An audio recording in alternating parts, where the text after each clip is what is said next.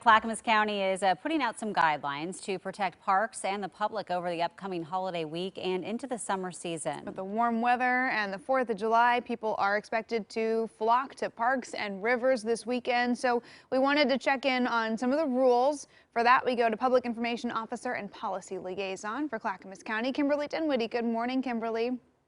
Hello, good morning. Good to be with you. So I know this is a big holiday weekend, 4th of July on a Saturday this year. So let's start off first talking about fireworks. I think a lot of people are going to be trying to do the at-home celebrations. What's the policy for Clackamas County where fireworks are concerned? Well, we want to make sure that we protect the beauty of our area from wildfire. And because of that and the safety of park users, the fireworks are not allowed in county parks. So please follow the local guidelines and keep those fireworks celebrations local and close to your home. Okay, yeah, because we saw the huge wildfire a couple years ago that was due to fireworks. Also, a lot of people are going to be out at some of these parks, maybe wanting to take a dip in the rivers. It's not going to be terribly hot, but hot enough that they'll want to do that. So what do they need to watch out for when swimming in these rivers? The water is very cold, especially in these rivers, and the current is moving fast. You need to remember that these rivers are mostly snow melt, so we shouldn't expect warm weather. These river conditions can even cause trouble for some of the most experienced swimmers. So if you're venturing out into the water, definitely wear a life vest, no matter how fast you can swim, and bring a whistle. But if you can, just consider avoiding it. I think most people would expect crowded parks this weekend, but of course this year presents that whole different wrinkle with coronavirus and everyone trying to stay socially distant. What is the parking situation looking like for some of these more popular spots? How are people trying to maintain social distance? What can we expect?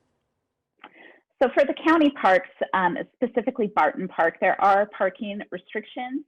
Once the parking lot is full, it is full, and we don't even have space for pedestrians to safely park somewhere else and walk into the park. So get there early if you can. If you have camping reservations, it's a little different. But we have some of the most beautiful trailheads and popular lakes and parks in Clackamas County, especially having Mount Hood in our county. And these parking lots and trailheads can get crowded. So it's important for people to expect to maybe need to use their face covering when outdoors, when physical distancing isn't available due to the constraints of a parking lot or a trailhead. And it's also important to not congregate in these areas as well to just limit the spread of COVID-19. Do you know if law enforcement is going to be out kind of enforcing that or enforcing the social distancing if these crowds do, people tend to pile up at some of these spots? Our law enforcement across the state is really not charged at giving tickets or citations for individuals not wearing face coverings. We at the county and our partners as well are taking an education first approach. We all have a role to slow the spread as a community, and using our face covering is one of the ways to prevent COVID-19, but we also have to remember that not everybody can wear a face covering due to medical or other legitimate reasons.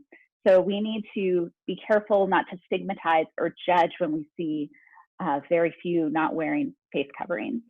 Yeah, an important reminder, and hopefully everyone can keep to their own little groups, keep socially distant, and have a safe and healthy 4th of July. Kimberly, we appreciate the update and enjoy the weekend.